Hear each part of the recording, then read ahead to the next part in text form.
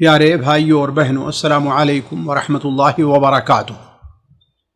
سورہ نور کی آیت نمبر 47، 48، 49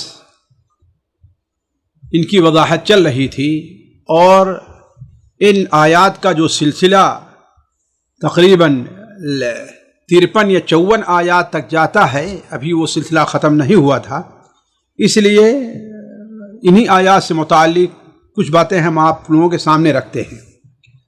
اعوذ باللہ من الشیطان الرجیم من ہمزہ ونفخہ ونفثہ، بسم اللہ الرحمن الرحیم۔ وَإِذَا دُعُوا إِلَى اللَّهِ وَرَسُولِهِ لِيَحْكُمَ بَيْنَهُمْ إِذَا فَرِيقٌ مِّنْهُمْ مُعْرِضُونَ وَإِن يَكُن لَّهُمُ الْحَقُّ يَأْتُوا إِلَيْهِ مُذْعِنِينَ أَفِي قُلُوبِهِم مَّرَضٌ أَمِ ارْتَابُوا أَمْ يَخَافُونَ أَن يَحِيفَ اللَّهُ عَلَيْهِمْ وَرَسُولُهُ بَلْ أُولَٰئِكَ هُمُ الظَّالِمُونَ إنما كان قول المؤمنين إذا دعوا إلى الله ورسوله ليحكم بينهم أن يقولوا سمعنا وأطعنا وأولئك هم المفلحون ومن يطع الله ورسوله ويخشى الله ويتقه فأولئك هم الفائزون وأقسموا بالله جهد أيمانهم لئن أمرتهم ليخرجن قل لا تقسموا طاعة معروفة قل لا تقسموا طاعة معروفة ان اللہ خبیر بما تعملون قل اطیعوا اللہ واطیعوا الرسول فإن تولوا فإنما علیہ ما حمل وعلیکم ما حملتم وإن تطیعوه تہتدوا وما علی الرسول الا البلاغ المبین۔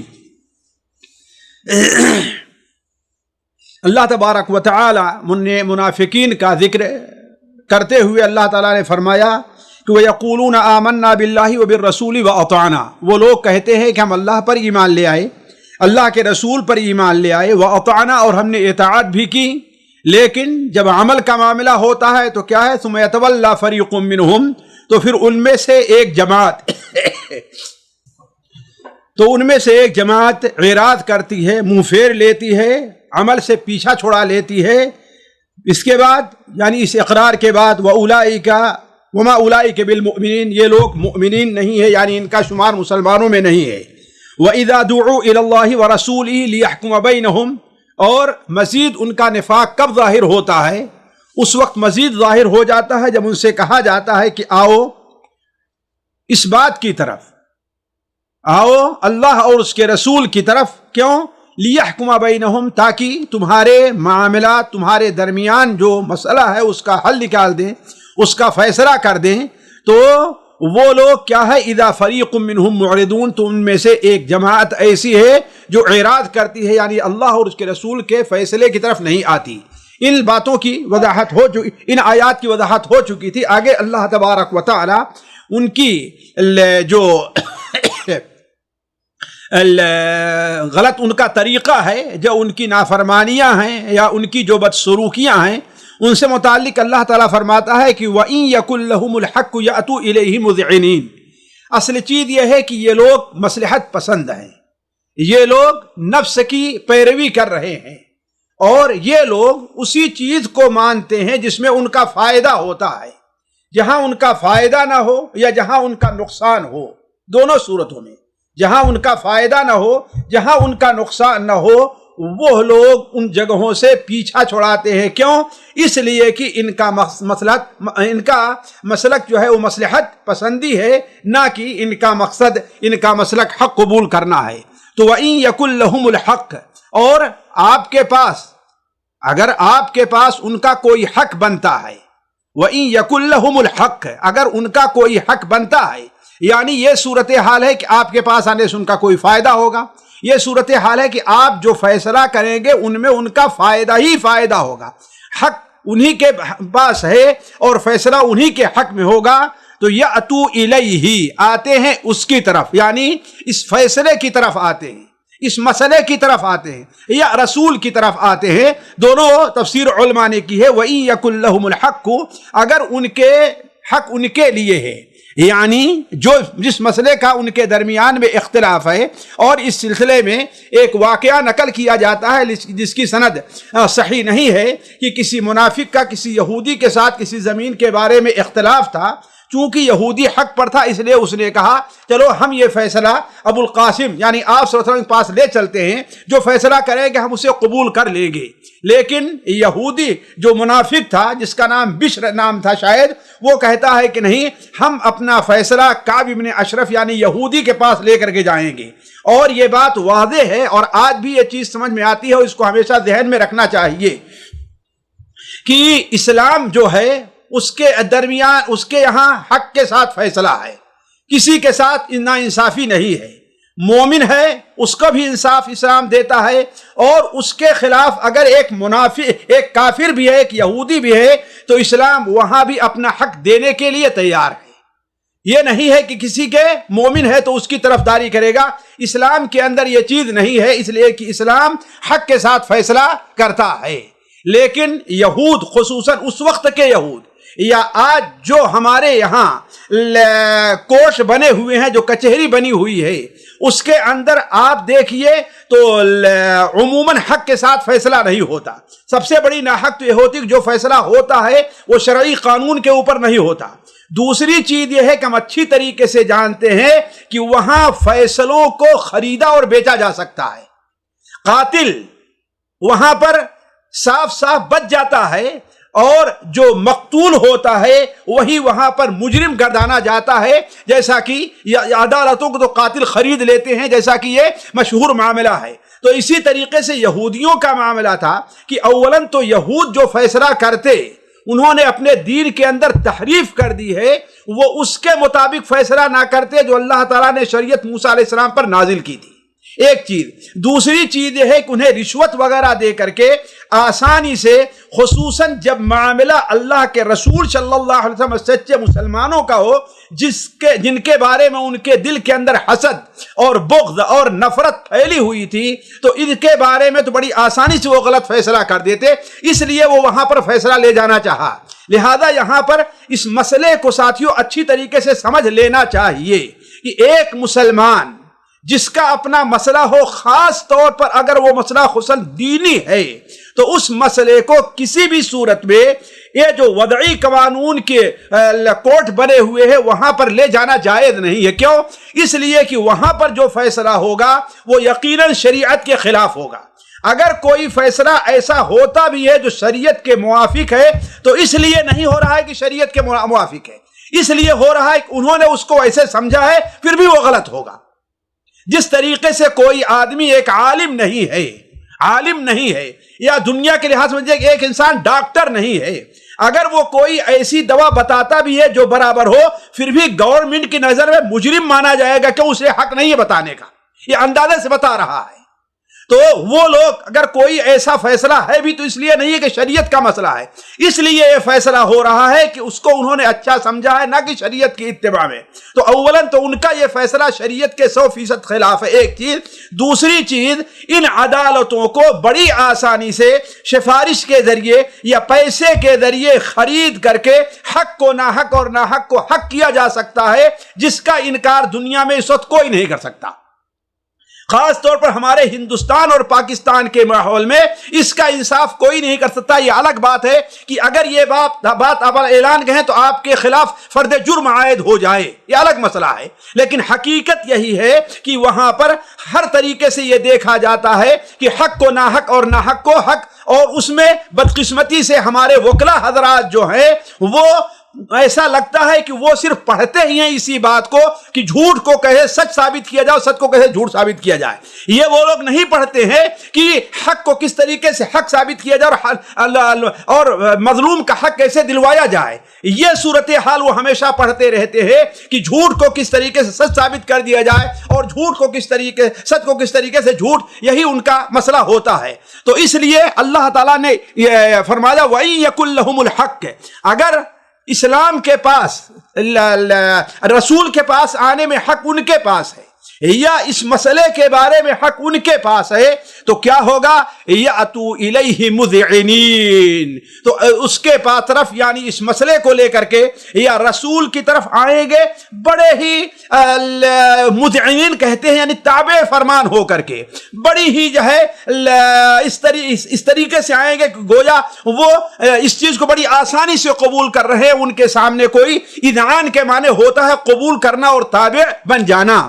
تو وَإِن يَكُن لَّهُمُ الْحَقُّ، تو اگر اس بارے میں حق ان کے لیے ہوتا ہے، اسی لیے علماء کہتے ہیں یہاں پر کہا گیا ہے کہ يَكُن لَّهُمُ الْحَقُّ، حق ان کے بارے میں ہو، اور اگر حق ان کے بارے میں نہ ہو، چاہے ان کا فائدہ ہو یا نہ ہو یا ان کا نقصان ہو، ان دونوں صورتوں میں وہ رسول کے پاس یا رسول کے فیصلے کو قبول کرنے کے لیے تیار نہیں ہوں گے۔ آخر اس کی وجہ کیا ہے؟ ایسا کیوں ہوتا ہے؟ شریعت آگے والی آیت کے اندر اللہ تبارک و تعالیٰ اس کی 3 وجوہات بیان کر رہا ہے، اور تینوں وجہیں سراسر کفر ہیں جو اسلام سے نکل جانے کے سبب بنتی ہیں۔ اللہ تبارک و تعالیٰ فرماتا ہے کہ وفی قلوبہم مرض، آخر یہ لوگ اللہ کے رسول صلی اللہ علیہ وسلم جن کے پاس کتاب ہے جو حق کے ساتھ مؤید ہے، وحی سے اس کی تائید ہوتی ہے، اس کے باوجود یہ رسول کے پاس اپنا فیصلہ لانے کے لیے راضی کیوں نہیں ہوتے؟ یا وہ ایک مفتی جو بالکل کسی کی طرفداری نہیں کرتا، وہ قرآن کو اور حدیث کو سامنے رکھ کر کے فیصلہ کرتا ہے، اس کے بارے میں معلوم ہے کہ اس کے سامنے قرآن اور حدیث ہے، یا کم سے کم جس مسلک کا وہ تابع ہے اس مسلک کے مطابق ہی فیصلہ کرے گا، اس کے خلاف نہیں کرے گا۔ جب یہ چیز لوگوں کو معلوم ہے کہ اس کا جو فیصلہ ہوگا اسی راستے میں سے ہوگا تو آخر لوگ اس کے پاس جاتے کیوں نہیں ہیں؟ تو اس کی وجہ قرآن مجید 3 بیان کرتا ہے، اور میں سمجھتا ہوں کہ 3 سے ہٹ کر کے چوتھی کوئی وجہ نہیں ہو سکتی۔ پہلی چیز کیا ہے؟ اللہ تعالیٰ فرماتا ہے افی قلوبہم مرض، کیا ان کے دلوں میں مرض ہے؟ یعنی مرض سے مراد کیا ہے؟ قرآن مجید میں منافقین اور یہود کے بارے میں جہاں مرض کا لفظ آیا ہے، میں سمجھتا ہوں کہ وہ 2 معنی میں مستعمل ہوا ہے۔ ایک معنی میں تو حسد کے معنی میں ہے، اور دوسرا معنی جو ہے وہ نفاق کا معنی ہے۔ تو افی قلوبہم مرض، کیا ان کے دلوں میں مرض ہے یعنی نفاق ہے کہ وہ بظاہر مسلمان ہو گئے ہیں، یعنی حقیقت میں وہ مسلمان ہے ہی نہیں، کہ ان کا اسلام انہیں مجبور کرے کہ وہ فیصلہ اپنا رسول کے فرمان کے تابع کر دے۔ ان کے اندر یہ ایمان پایا ہی نہیں جا رہا ہے، اس لیے وہ رسول کے مقابلے میں کسی اور کو قبول کر رہے ہیں۔ تو وہ لوگ جو قرآن اور حدیث کے فیصلے کی طرف نہیں آتے، اسے قبول نہیں کرتے، آیا وہ لوگ ان کے دلوں کے میں اسلام ہے ہی نہیں؟ بظاہر انہوں نے یا اس مسلمان خاندان میں پیدا ہوئے اور انہوں نے اسلام کے بارے میں کچھ سیکھا نہیں، اسلام کی اہمیت ان کو معلوم نہیں ہے، تو افی قلوبہم مرض، کیا ان کے دلوں میں مرض ہے؟ ام ارتابوا، دوسری وجہ کیا ہو سکتی ہے؟ یعنی پہلی وجہ تو یہ ہو سکتی ہے کہ ان کا اسلام قرآن کے اوپر اور رسول کے اوپر یقین اور اعتماد ہے ہی نہیں، ان کا یعنی یہ ان کا ایمان نہیں ہے کہ قرآن میں جو فیصلہ ہے وہ حق ہے، قرآن میں جو فیصلہ ہے اس میں ہمارا فائدہ ہی فائدہ ہے، قرآن میں جو فیصلہ ہے اگرچہ بظاہر ہمارا نقصان نظر آ رہا ہے، لیکن اس کا مسئلہ کیا ہے؟ اس میں اللہ اور اس کے رسول کی اطاعت ہمارے لیے فرض ہی فرض ہے، جیسا کہ صحیح مسلم کے اندر حضرت رفاعہ رضی اللہ تعالی عنہ بیان کرتے ہیں کہ اللہ کے رسول صلی اللہ علیہ وسلم جب مدینہ منورہ تشریف لے آئے تو ہم لوگ اپنے کھیت کے بارے میں، جو ہمارے کھیت تھے اس کو ایک اعتبار سے ہم بٹائی پر دیا کرتے تھے۔ آپ صلی اللہ علیہ وسلم نے جب آپ تشریف لے آئے تو آپ نے ہمیں منع کر دیا۔ اس کے بعد حضرت رفاعہ کیا کہتے ہیں؟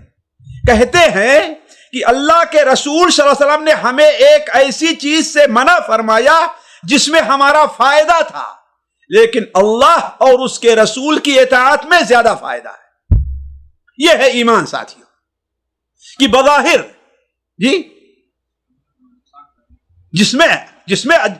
جس چیز سے اللہ منع فرمایا ہے اس میں ہمارا زیادہ فائدہ رک جانے میں، اس سے رک جانے میں اللہ اور اس کے رسول کی اطاعت میں ہمارا زیادہ فائدہ ہے۔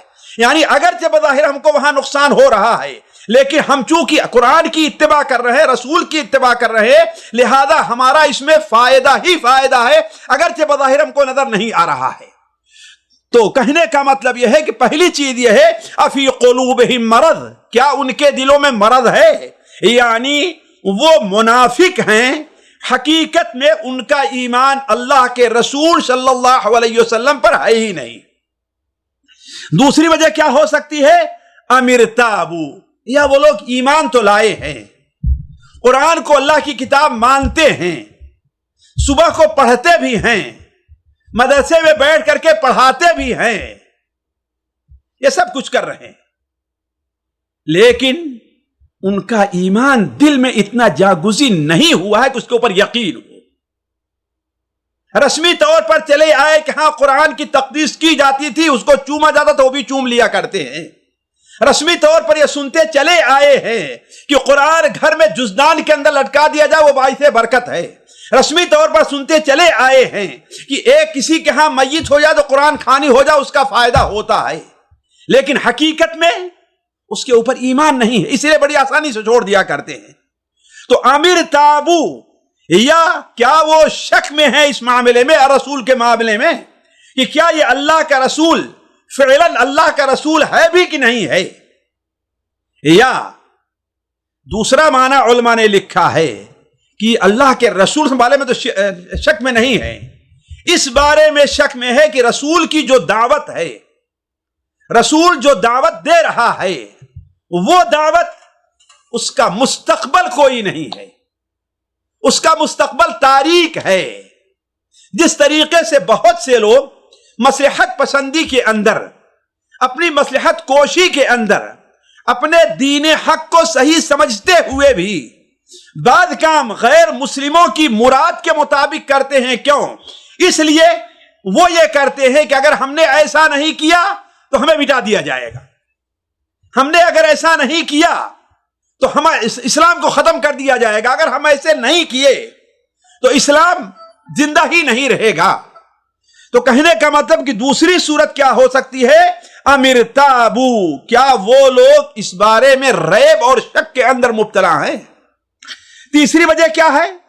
ام یخافون ان یحیف اللہ علیہم ورسولہ، تیسری وجہ یہ ہو سکتی ہے کیا وہ ڈر رہے ہیں ان یحیف اللہ علیہم ورسولہ، کہ اللہ اور اس کے رسول ان کے بارے میں ظلم سے کام لیں گے، یعنی وہ اللہ اور اس کے رسول کے بارے میں حسن ظن کے نہیں بلکہ سوء ظن کے شکار ہیں۔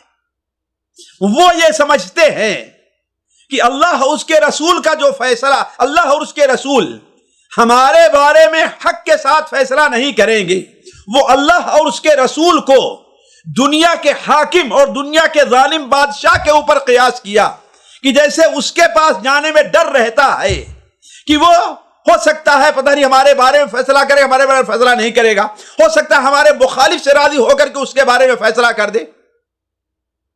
ظاہر بات ہے یہ تصور اللہ اور اس کے رسول کے بارے میں رکھنا ایک کفر ہے، کہ اس لیے اللہ تبارک و تعالیٰ کیا ہے؟ حق ہے، اور حق ہی کے ساتھ فیصلہ کرتا ہے۔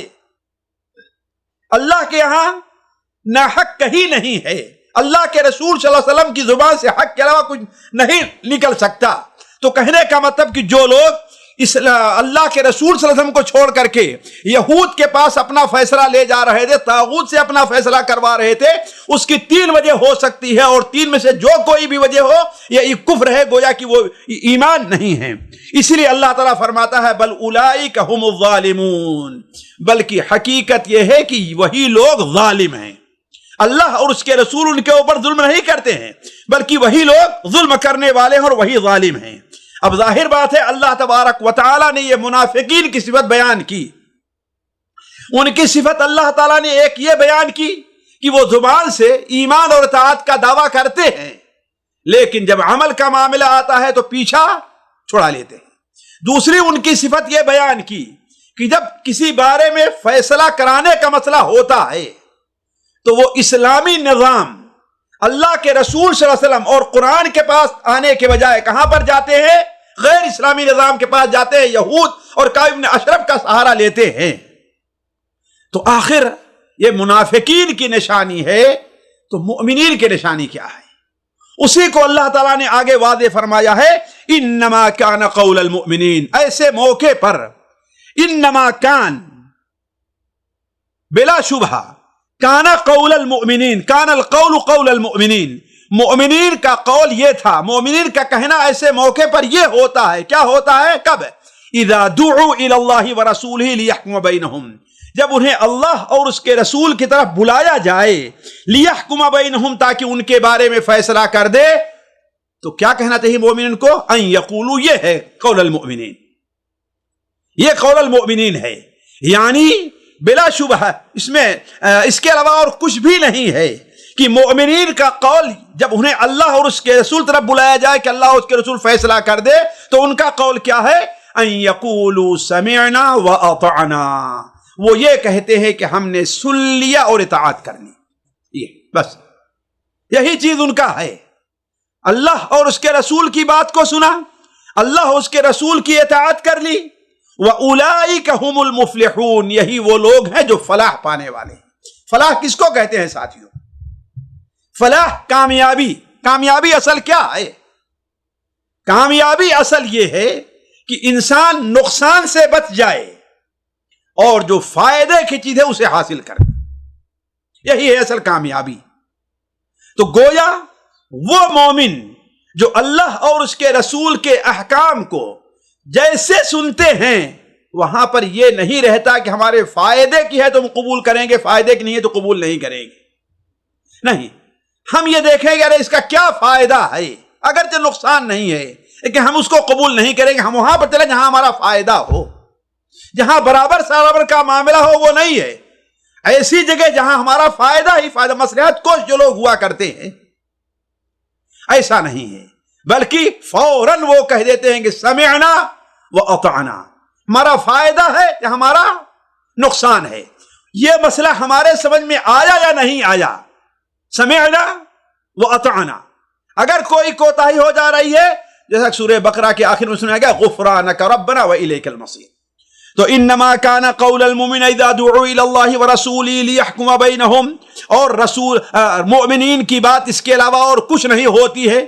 مومنین کو جب اللہ اور اس کے رسول طرف بلایا جائے تاکہ ان کے درمیان رسول فیصلہ کر دے، تو اس کے علاوہ ان کی بات کچھ اور نہیں ہوتی ہے کہ سمعنا واطعنا، ہم نے سن لیا اور اطاعت کر لی، واولئک هم المفلحون۔ اس کے بعد والی آیت میں تبارک و تعالی کامیابی کے اصول بیان کر رہا ہے۔ اللہ تعالیٰ بیان فرماتا ہے وَمَن يُطِعِ اللَّهَ وَرَسُولَهُ، اور جو اطاعت کرے اللہ کی اور اس کے رسول کی، وَمَن يُطِعِ اللَّهَ، اور جو اطاعت کرتا ہے اللہ کی اور اس کے رسول کی، اور کیا ہے؟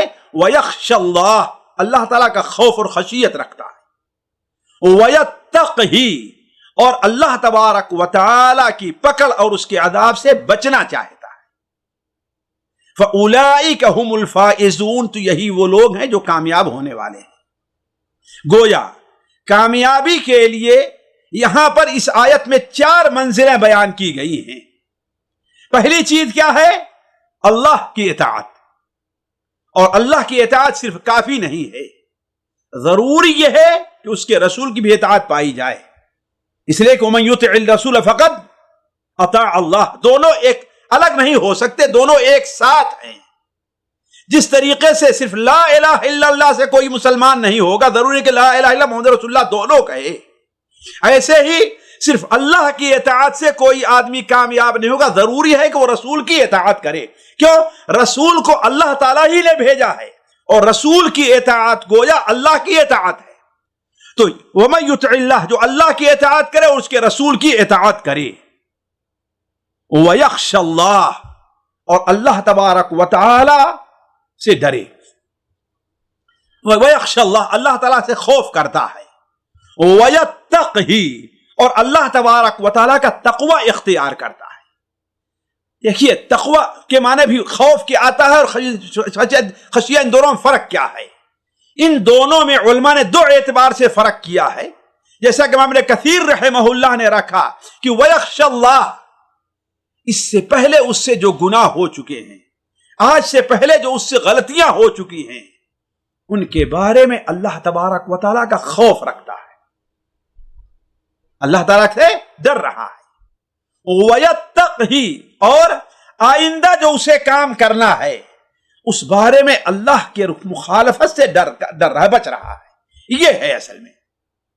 دوسرا معنی علماء نے یہ لکھا ہے کہ یخشى اللہ کا جو تعلق ہے وہ باطن سے ہے، اور یتقی کا تعلق جو ہے وہ ظاہر سے ہے، اس لیے خشیہ دل کی وہ کیفیت کا نام ہے کہ اسے کیا خطرات پیش آ رہے ہیں اس سے اس کا دل کانپتا رہے۔ اس لیے فرمایا ان الذین هم من خشیۃ ربهم مشفقون، جو لوگ اللہ تبارک و تعالیٰ کے خوف سے لرزا رہتے ہیں، گویا یہ خالص دلی کیفیت ہے۔ تو وَيَخْشَ اللَّهَ، گویا کہ یہ باطن میں بھی اللہ تعالیٰ سے ڈر رہا ہے، وَيَتَّقْهِ، اور اپنے ظاہر کو بھی شریعت کا پابند بنائے ہوئے ہے اور اللہ تعالیٰ سے ڈر رہا ہے۔ تو گویا یہ جب ہوا تو فَأُولَئِكَ هُمُ الْفَائِزُونَ، یہی لوگ ہیں جو کامیاب ہونے والے ہیں۔ تو گویا کامیابی کی یہ 4 زینے ہیں، جو انسان اسے اختیار کر لے گا وہی کامیاب ہوگا۔ مجھے امام قرطبی رحمہ اللہ نے یہاں پر ایک واقعے کی طرف اشارہ کیا ہے، لیکن اس کی صحت واللہ عالم، کہتے عمر فاروق رضی اللہ عنہ پاس ایک ارومی آتا ہے اور کہتا ہے لا الہ الا اللہ محمد الرسول اللہ، یا اشہد ان لا الہ الا اللہ واشہد محمد الرسول اللہ۔ حضرت عمر نے کہا کہ ارے کیا؟ تو وہ کہتا ہے کہ ہم نے تورات بھی پڑھی ہے، انجیل بھی پڑھی ہے، آسمانی صحیفے بھی پڑھے ہیں، لیکن ایک مسلمان قیدی کی زبان سے جب ہم نے یہ آیت سنی ہے تو ہم نے سمجھا کہ اصل کامیابی کا راز اسی کے اندر موجود۔ کہا کہ وہ کیسے؟ کہا کہ وَمَن يُطِعِ اللَّهَ، جو اللہ تبارک و تعالیٰ کی اطاعت کرے، یعنی جو اللہ تعالیٰ نے فرائض، یہ تھوڑا سا قصہ محل نظر بھی ہے لیکن چونکہ علماء نقل میں اسے نقل کر رہا ہوں، اللہ تعالیٰ کے گویا کہ فرائض کے اوپر بھی عمل کرے، اور رسول ہو، اور رسول صلی اللہ علیہ وسلم کی بتائی ہوئی سنتوں کے اوپر بھی چلے۔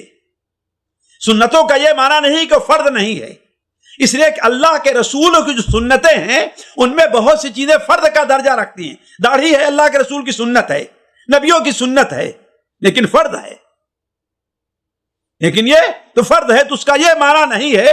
اس کا معنی یہ تھا کہ گویا اللہ کی بھی اطاعت کرے اور رسول کی بھی اطاعت کرے۔ وَيَخْشَ اللَّهَ، اور ماضی میں جو کچھ اپنے گناہ کر چکا ہے اس کا دل میں خوف رہے کہ کہیں ہمیں اب دوبارہ اس پر ہماری پکڑ نہ ہو جائے۔ وَيَتَّقْهِ، اور مستقبل میں وہ اپنے گناہوں سے بچنے کی کوشش کرے۔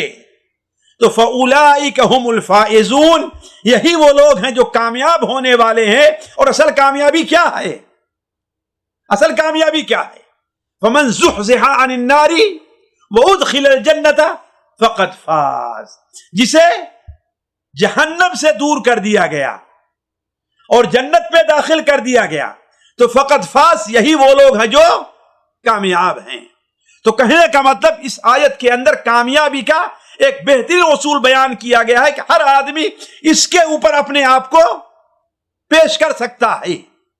آگے اللہ تعالیٰ فرماتا ہے منافقین، چونکہ درمیان میں مومنین کا ذکر کر دیا تھا لیکن سلسلے کلام منافقین کے بارے میں قاری صاحب ہو گئے 5 منٹ۔ وَأَقْسَمُوا بِاللَّهِ جَهْدَ أَيْمَانِهِمْ، اور وہ لوگ قسمیں کھاتے ہیں اللہ تعالیٰ کی، جہد ایمانہم، اپنی قسموں کی کوشش بھر قسم کھانا، یعنی اسے ہمارے ہاں کہتے ہیں بڑی قسمیں کھاتے ہیں، بڑی بڑی قسمیں کھاتے ہیں، یعنی جتنی سخت قسم کھائی جا سکتی ہے، جتنی تاکیدی قسم کھائی جا سکتی ہے اتنی تاکیدی قسم کھاتے ہیں وہ۔ اور ظاہر بات ہے ایسی قسمیں کھانے والا عموماً وہ سچا نہیں ہوتا۔ تو وَأَقْسَمُوا بِاللَّهِ جَهْدَ أَيْمَانِهِمْ، وہ اللہ تعالیٰ کی قسمیں کھاتے ہیں، ایسی قسمیں کہ اپنے قسموں کی کوشش پر ہوتی، یعنی پوری کوشش پر ہوتی ہے قسم کھانے کی، جسے ہم کہتے ہیں قسموں پر قسمیں کھاتے ہیں۔ کس بات پر؟ لَإِنْ أَمَرْتَهُمْ لَيَخْرُجُنَّ، کہ اگر آپ نے انہیں حکم دیا تو وہ نکل پڑیں گے۔ کس لیے؟ جہاد کے راستے میں نکل پڑیں گے، آپ کے فرمان کی اطاعت میں نکل پڑیں گے۔ جیسے بہت سے لوگ ہوتے ہیں کہ حکم دیجیے آپ، لیکن جب حکم آتا ہے تو دائیں بائیں دیکھنا شروع کر دیتے ہیں. لئن امرتہم لیخرجن، آپ اگر ان کو حکم دیں گے تو وہ نکل پڑیں گے. آپ کہیے کہ لا تقسموا، قسمیں نہ کھاؤ، قسمیں نہ کھاؤ. اسی لیے علماء کہتے ہیں طاعت کے کام پر قسم نہیں کھانی چاہیے. اطاعت کے کام پر اللہ کی قسم میں نماز پڑھوں گا، یعنی قسم نہ خود نماز نہیں پڑھو گے. اسی لیے آپ لوگ جانتے ہیں کہ نظر ماننے سے، خاص طور اطاعت کی نظر ماننے سے شریعت نے منع کیا ہے. شریعت نے اطاعت کی نظر ماننے سے منع کیا ہے، اس لیے کہ اللہ کی جو اطاعت ہے وہ بغیر شرط کے کی جائے گی. تو اللہ تعالیٰ فرماتا ہے لا تقسموا، قل لا تقسموا، کہہ دیا کہ نہیں قسمیں نہ کھاؤ آپ. اس لیے قسم کھانے کی ضرورت نہیں ہے، بلکہ کیا ہے؟ طاعت معروفہ، تمہاری اطاعت جو ہے وہ معروف ہے. تم جیسی اطاعت کرتے ہو، جیسے نکل پڑو گے، سب کو معلوم ہے. تمہاری پچھلی تاریخ جو ہے وہ بتا رہی ہے کہ تم کیسے ہو، یا تمہارے حالات بتا رہے ہیں کیسے ہو. طاعت المعروفہ، تمہاری اطاعت معروف ہے. جیسے کہا جا رہا ہے بھائی معروف مال، ہم جانتے ہیں کیسے ہو، تم کیا کرو گے، تم اپنی صفائی دینے کی ضرورت نہیں ہے، تمہارا حال ہم کو معلوم ہے. وہی چیز ہے لا تقسموا، قسمیں نہ کھاؤ. طاعت معروفہ، تمہاری اطاعت شعاری کیا ہے؟ وہ معروف ہے. بعض علماء نے کہا کہ قسمیں نہ کھاؤ، تمہیں قسمیں کھانے کی ضرورت نہیں ہے اپنی بات کو صاف کرنے، بلکہ طاعت معروفہ، ایسی اطاعت کرو. عملکم شعارکم طاعت معروفہ، تمہارا ایسا عمل ہو اپنی اطاعت سے تم ثابت کر دو کہ ہاں نکلنے کے لیے تیار ہو. ان اللہ خبیر بما تعملون، یاد رکھو جو کچھ تم عمل کرتے ہو اللہ تبارک و تعالیٰ اس پر اس کی خبر رکھتا ہے. یعنی اگر تم جھوٹے قسمیں کھاؤ گے تو اس سے تو مسلمانوں کو اور اللہ کے رسول سے دھوکہ دے دو گے، لیکن اللہ تعالیٰ کو دھوکہ نہیں دے سکتے. ان اللہ خبیر بما تعملون قل اطیعوا اللہ واطیعوا الرسول.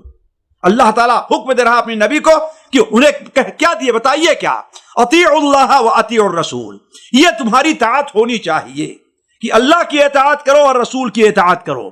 فَإِن تَوَلَّيْتُمْ فَإِن تَوَلَّوْا، اگر تم نے، یہ تتولو ہے، اگر تم نے اطاعت سے اعراض کیا، پیٹ پھیرا، جیسا کہ اب تک کرتے آئے رہو، جب تک کہ اب تک تمہارا طریقہ رہا ہے، تو فَإِن تَوَلَّوْا، تو یاد رکھو فَإِنَّمَا عَلَيْهِ مَا حُمِّلَ، تو اس کے علاوہ اور کچھ بھی نہیں ہے کہ علیہ ما حمل، رسول کے اوپر وہ ذمہ داری ہوگی جو ذمہ داری اس پر رکھی گئی ہے. علیہ ما حمل یعنی رسالت کا پہنچا دینا، اللہ کے پیغام کا پہنچا دینا، یہ رسول کی ذمہ داری ہے. وہ تمہارے بارے میں اس سے پوچھا نہیں جائے گا کہ تم نے کیوں نہیں اطاعت کی ہے. تو فَإِن تَوَلَّوْا، اگر تم اعراض کرتے ہو تو فَإِنَّمَا عَلَيْهِ مَا حُمِّلَ وَعَلَيْكُمْ مَا حُمِّلْتُمْ، اور یاد رکھو تمہاری ذمہ داری وہ ہے جو تمہارے اوپر لادی گئی ہے، جو ذمہ تمہارے اوپر لادی گئی ہے، گویا اس سے متعلق تم سے قیامت دن سوال ہوگا. اور یاد رکھو اگر تم کامیاب ہونا چاہتے ہو تو یہ اصول ہے کیا؟ وَإِن تُطِيعُوهُ تَهْتَدُوا، اگر تم اس کی اطاعت کرو گے، رسول کی اطاعت کرو گے تو تہتدوا، یہی ہدایت کا راستہ ہے. ساتھیوں یہ بڑا اچھا قاعدہ، قرآنی قاعدوں میں سے ایک بہترین سے قاعدہ ہے، اصول میں سے بہترین اصول ہے کیا؟ وَإِن تُطِيعُوهُ تَهْتَدُوا. اس یہ اپنے درمیان ایک مکمل کتاب کا معنی رکھتا ہے اگر آپ غور کریں تو، اور یہ سمجھ لیں کہ ہدایت کہاں پر ہے؟ صرف اللہ کے رسول کی اطاعت میں ہے. بس اس سے ہٹ کر کے چاہے دینی معاملہ ہے، دنیاوی معاملہ ہے، اخلاقی ہے، معاشی ہے، معاشرتی ہے، کوئی بھی معاملہ ہے، ہدایت کہاں پر ہے؟ رسول کے پاس ہے. وَإِن تُطِيعُوهُ تَهْتَدُوا، اگر تم اس کی اطاعت کرو گے تو یہی تمہارے لیے ہدایت کا راستہ بنے گا.